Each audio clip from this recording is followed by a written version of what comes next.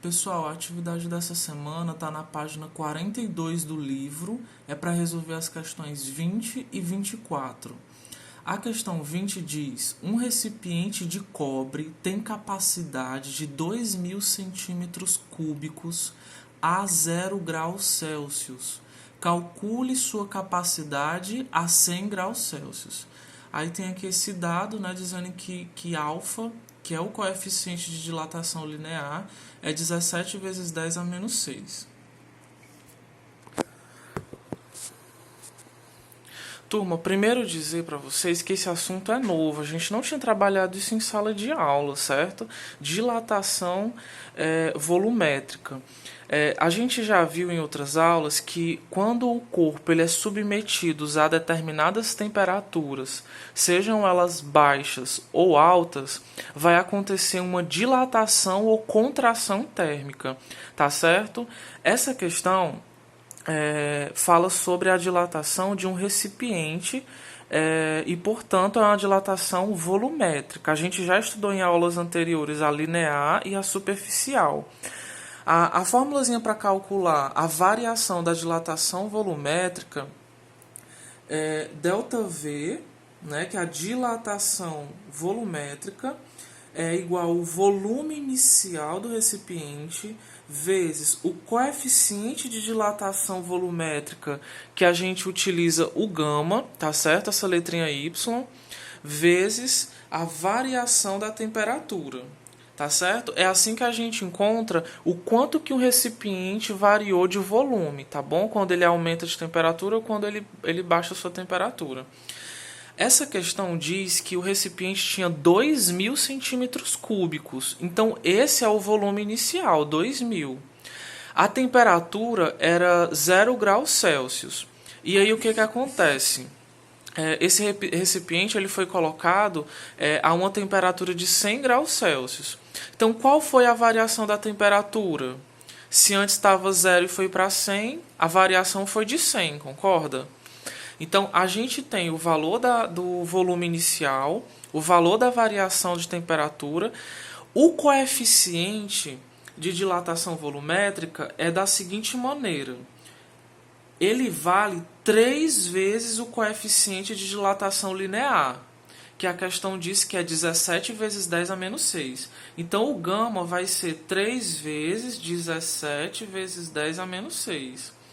Então, o gama vai ser 3 vezes 17, 30, 51.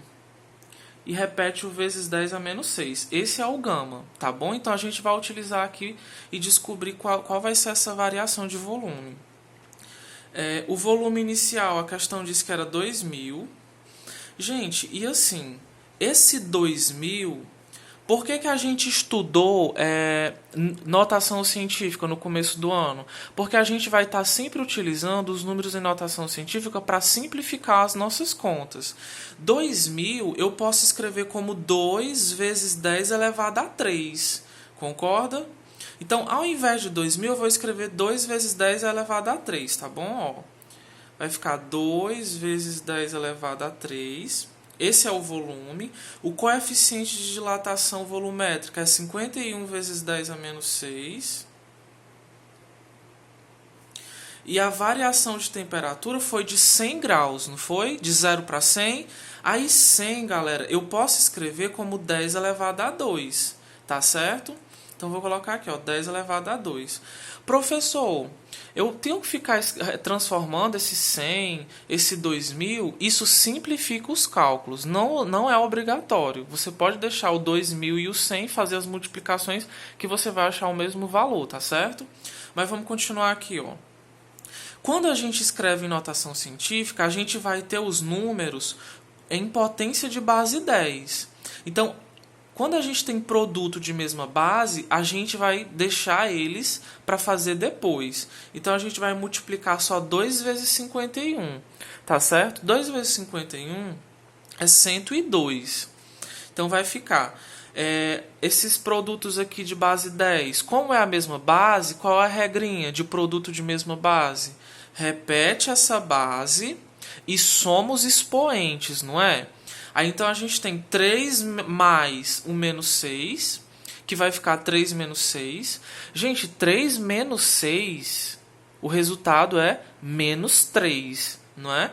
Aí, menos 3 mais 2, o resultado é menos 1. Então, a resposta do expoente aqui vai ser menos 1.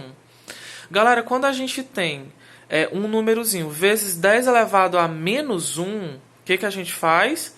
A gente conta uma casinha e põe a vírgula, né? Se fosse um positivo, a gente acrescentava um zero. Mas como é um negativo, então tem que vir para a esquerda. Então eu vou ter que colocar uma vírgula aqui. A resposta aqui da variação de volume é de 10,2, certo? Centímetros cúbicos. Essa foi a variação de volume. A questão diz que no início o volume inicial não era 2.000. Se no início era 2.000 e variou 10,2, qual é o volume final agora? É a soma dos dois, né? Então é 2.010,2 centímetros cúbicos. A resposta do volume final, tá certo? É isso.